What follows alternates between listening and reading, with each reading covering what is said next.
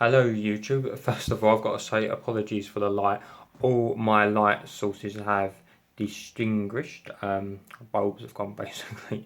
So we're relying on natural light, which there is a little bit about, but not too much. I won't draw the curtains all the way though, because then it's just too light on one side and a large shadow on the other. So I do apologise. I see if hopefully trim it up a little bit on YouTube, we might fool you into thinking there's a bit more light than there actually is. But never mind, I do apologise about that. Right, so yeah, this is just a quick show pick really. If you're thinking of something to watch later on tonight at 9 o'clock on Sky One, we have Lucky Man, Stan Lee's Lucky Man to give it its full title, because it has been produced and the concept has been developed by none other than Stan Lee, Stan the Man himself. And of course, keeping to it, Stan Lee's tradition, he also cameos in Series 1, and I've heard he's also going to cameo in Series 2, as of course he should be. He's earned his cameos. The years of pleasure that man's given all of us comic book and film fans, let's be honest. Now, so Stan Lee's Lucky Man, if you didn't see Series 1, the main character, Harry Clayton, is played by James Nesbitt. James Nesbitt's usually a good sign for a TV show, you know. He's been in some good roles over the years, and he's a guy with a lot of charisma, so he leads well to a series like this, and he is very watchable in it. He also has his wife, who's played by, let me just check the actress's name. Oh, it's Anna Clayton, his wife, played by Eve Best, very good actress. It stars Stephen Hagen. Who else have we got? D.S. Suri. Now, she's his co-partner in, I was going to say in crime, but as they're on the police force, it's probably not the best phrase. Um, he sort of mentors her, and she's played by Amira Karan. Darren Boyd in it, who pops up in loads of British dramas. He's one of those familiar faces you often see. He usually always plays a memorable character in whatever he appears in. He was, of course, in Luther, for example. In this, he's not quite so well behaved. His character in Luther, as in Luther, sorry. Without giving too much away, you'll soon realise as soon as the series starts that he could be up to something, and he could be up to something with Detective Superintendent Winter, played by Stephen McIntosh. He's very good. I'm a big fan of his work, and he's very good in this. But maybe not. Maybe if things aren't as they seem, I'm not going to tell you, because that's why you should watch Series 1.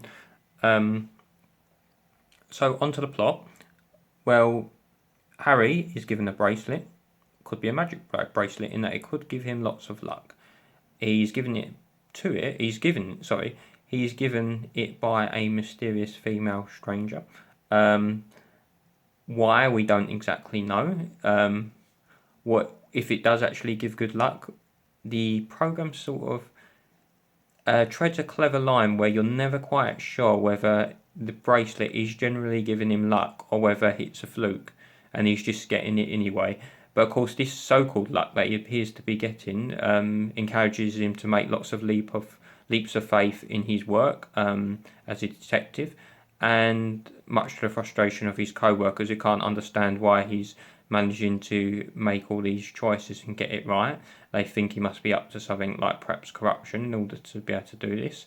There's also his family thinking, how is he doing this? He's also a compulsive gambler, so that's leading him to think, well, you know, he might as well go for it. He's got all the luck on his side. So it's a very interesting and unique concept for a Stan Lee show, and indeed any show actually.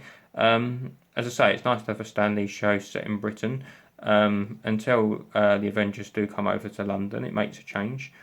It's it works as a police drama. It's got the action. It's got a bit of comedy. It's got twists and turns. It does work as a supernatural, fantastical element in it when you think about with the bracelet and it possibly giving the luck. We're going to have to see more how that develops.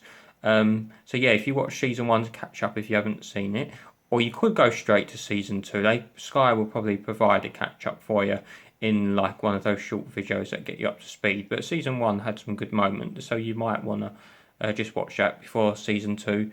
although it does start today. But with catch-up TV, it's not too much of a problem if you miss it, as long as you try and avoid spoilers.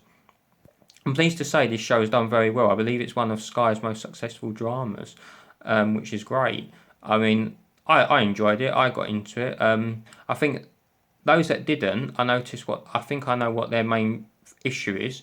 Not saying it's the case for all of them, but I noticed what a lot of them were doing. They were comparing it to Netflix's Marvel shows. Now, Netflix are an amazing studio. They're putting out great shows, and they're putting out some truly brilliant Marvel shows. That is true. This show is not in the same league. It's not at all. However, neither should it be in many ways. Not everything has to be the same as those great Netflix shows, as great as they are. It would be boring if they all were. It's good to have these other more quirky concepts. And also, this is a Sky drama, so it's pretty good quality, because not all Sky dramas, and they're certainly not as solid as Netflix. So I would say this is certainly one of the better shows they've put out. As I say, it's got a good cast.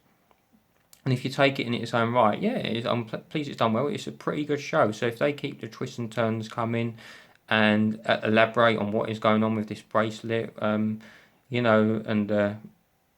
interesting things happen, I think the show should continue to do well. So I recommend giving it a go. I've enjoyed it, and I'm looking forward to getting back into it when season 2 starts today. That's all for today. It was just a quick video. I do once again apologise by the lack of light. Anything else I can apologise for while I'm here.